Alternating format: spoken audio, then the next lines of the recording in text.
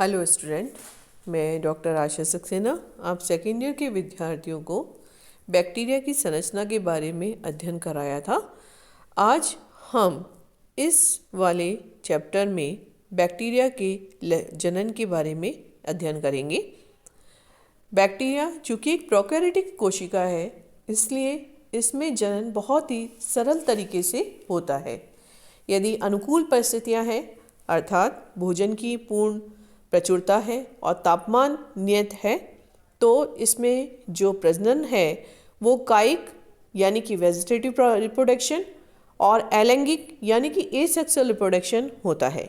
लेकिन यदि जनन की प्रक्रिया यदि इसमें प्रतिकूल परिस्थितियां हैं, तो प्रतिकूल परिस्थितियों से बचने के उपाय भी अलैंगिक जनन में किए जाते हैं।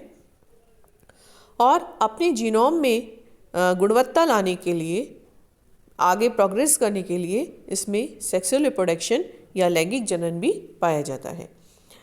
अनुकूल परिस्थितियां जब प्रचुर मात्रा में है, तब देखिए वेजिटेटिव रिप्रोडक्शन हो रहा है और ये केवल 20 मिनट के अंतराल में होता है। आपके सामने एक मैंने सेल का डायग्राम बना रखा है। देखिए इसमें जो न्यूक्लियोइड है वो 2 पार्ट में बढ़ गया है ना, और दोनों साइड मीजोसोम्स का निर्माण होने लगा है। बीच में से कोशिकीय पट्ट का निर्माण होने लगा है और सेल वॉल जो है वो एक सेल वॉल है, वो 2 में आगे चल के विभाजित हो जाएगी और इस प्रकार एक बैक्टीरिया कोशिका से 2 बैक्टीरिया कोशिका का निर्माण हो जाएगा। ये वाला जो विभाजन है ये एमाइटोसिस प्रकार का होता है, असूत्री प्रकार का होता है और लगभग प्लाज्मा झिल्ली के खिंचाव के कारण ही दोनों न्यूक्लियोइड एक दूसरे से अलग हो जाते हैं। तो ये वाला जो सबसे सरलतम रिप्रोडक्शन है, जनन की प्रक्रिया है, ये मात्र 20 मिनट के अंतराल में पूर्ण हो जाती है। अब हम आते हैं दूसरे प्रकार के वेजिटेटिव रिप्रोडक्शन में, और ये वाला जो वेजिटेटिव रिप्रोडक्शन है वो है आपकी बडिंग यानी कि मुकुलन विधि के द्वारा। आप देख रहे हैं बच्चों डायग्राम के अंदर जीवाणु के सिरे पर एक छोटी सी बड का निर्माण हो रहा है। एक आउटग्रोथ बन रही है जो कि सेल मेम्ब्रेन से ढकी हुई है और इस जो छोटी सी बड है या जो आउटग्रोथ है, इसके अंदर आनुवंशिक पदार्थ विभाजित होकर इस आउटग्रोथ के अंदर प्रवेश कर जाता है। इस प्रकार के विभाजन में एक ही विशेषता है कि इसमें आवश्यक नहीं है कि पुत्री कोशिका मातृ कोशिका के समान आकार की हो। जैसे ही ये बड अपना पूर्ण आकार ग्रहण करेगी, इस पूरे स्टॉक से ये बड अलग हो जाएगी और आगे वृद्धि करके एक नए जीवाणु का निर्माण कर लेगी। बडिंग का जो प्रोसेस है वो एक्टिनोमाइसिस के बैक्टीरिया में देखा गया है, जहाँ पर ये बडिंग प्रोसेस के द्वारा कायिक जनन करते हैं। अब आते हैं हम लोग कोनिडिया के द्वारा, और एसेक्सुअल रिप्रोडक्शन के अंदर देख जा रहे हैं हम लोग। एसेक्सुअल रिप्रोडक्शन जो है ये एक्टिनोमाइसिस और स्टेप्टोमाइसिस के बैक्टीरिया में देखी गई है। जीवाणु की शाखाएं सीधी घुमावदार होकर कोनिडियोफोर्स का निर्माण करती हैं। लगभग इसी तरीके की संरचनाएं बच्चों आप प्लांट्स में भी पढ़ के आए हुए हैं कि बिल्कुल ब्रांचेस के ऊपर छोटे छोटे कोनिडियोफोर्स बनने लगते हैं और इनके दूरस्थ सिरे से छोटी छोटी गोलाकार कोनिडिया लगातार बनकर जो मेन बैक्टीरिया की स्ट्रीम बॉडी है उससे अलग होती रहती हैं। बहुत ही सूक्ष्म संरचनाएं होती हैं। अनुकूल परिस्थितियां मिलती हैं तो अनुकूल परिस्थिति होने पर अंकुरित होकर नए सूत्र समान रचनाओं का निर्माण कर देती है और प्रत्येक कोनिडियम के अंदर कुछ जीव द्रव्य और उसमें न्यूक्लियोइड उपस्थित होता है, जिससे आगे चलकर एक नए बैक्टीरिया का निर्माण हो जाता है। अब हम एक प्रतिकूल परिस्थिति से बचने के लिए एक जो मुख्य संरचना है एंडोस्पोर, उसके बारे में अध्ययन कर रहे हैं।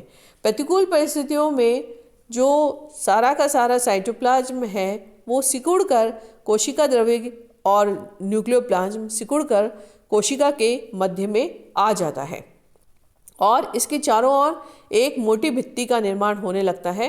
इसको एंडोस्पोर कहा जाता है। मातृ कोशिका के फटने पर एंडोस्पोर बाहर निकलकर मुक्त रूप से वितरण के लिए माध्यम में चली जाती है। एंडोस्पोर में बहुत अधिक प्रतिरोधक क्षमता होती है और प्रतिकूल परिस्थितियों को सहन करने की क्षमता होती है। बैसिलस जो बैक्टीरिया है, इन बैसिलस बैक्टीरिया में जो है एंडोस्पोर्स का फॉर्मेशन प्रतिकूल परिस्थितियों में होता है।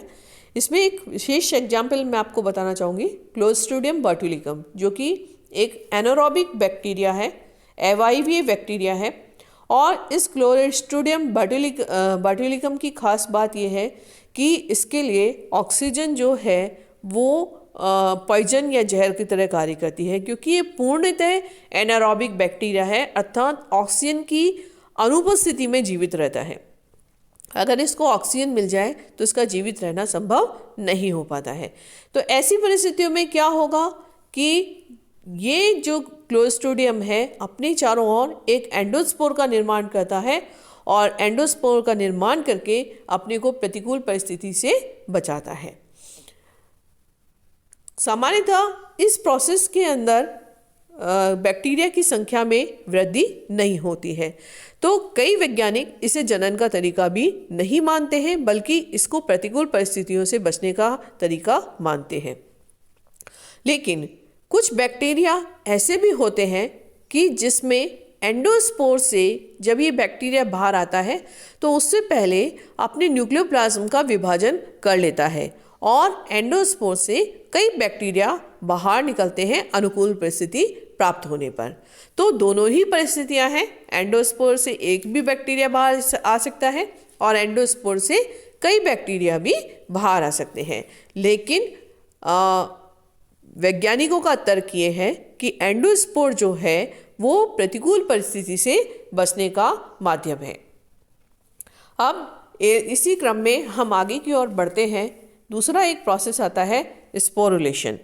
स्पोरुलेशन में बैक्टीरियल सेल्स में जब मेटाबोलाइट्स घट जाते हैं, और ये मेटाबोलाइट्स इसलिए घटते हैं क्योंकि जब हम बाहर से एंटीबायोटिक्स लेते हैं तो बैक्टीरिया की जो प्रोटीन मशीनरी है जिससे वो प्रोटीन का निर्माण करता है उस पर उसका प्रभाव पड़ता है और उसकी वजह से प्रोटीन बनने की जो क्रिया विधि है वो कम हो जाती है।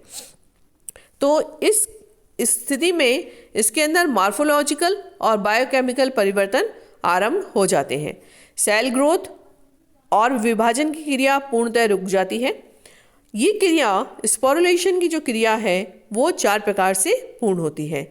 अक्षीय तंतु के रूप में सेलुलर डीएनए में परिवर्तन होता है और अनुप्रस्थ पट का बनना। ये पट कोशिका को 2 भागों में विभक्त कर देता है।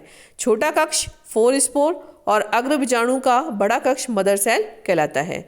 अक्षीय तंतु कोशिका झिल्ली द्वारा घिरकर अग्र बीजाणु में परिवर्तित हो जाती है।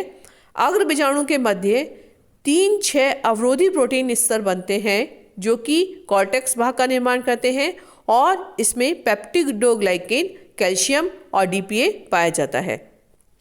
अग्र बीजाणु ऑटोलाइसिस की क्रिया द्वारा अलग हो जाते हैं और इस क्रिया का जो नियंत्रण है वो कुछ जीन्स के द्वारा किया जाता है। एंडोस्पोर फॉर्मेशन बच्चों आप इस डायग्राम के अंदर देख रहे हैं, ये इस तरीके से कोशिका के मध्य में भी बनता है।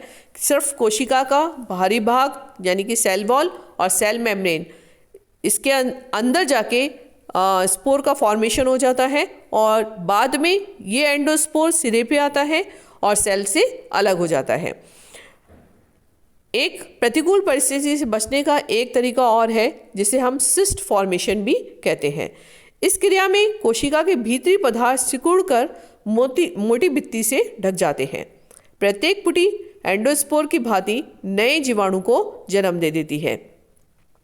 एजोबैक्टर जो है इसमें विपरीत परिस्थिति में एंसिस्टमेंट की प्रक्रिया पूर्ण करते हैं और एंसिस्टमेंट करने से पूर्व या सिस्ट निर्माण से पूर्व ये बाइलिनेरी फिशन यानी द्विविभाजन की प्रक्रिया करते हैं, अर्थात इससे 2 बैक्टीरिया का निर्माण होता है और अनुकूल परिस्थिति के लौटने पर पुनः वर्धी अवस्था में ये परिवर्तित हो जाते हैं। आशा है आप लोगों को बच्चों अलैंगिक जनन और कायिक जनन पूर्णतः समझ में आया होगा। आप लोग चैनल को सब्सक्राइब करें और भी इसमें जो पहले का मटेरियल दे रखा है उसके बारे में पूर्ण अध्ययन करें। Thank you.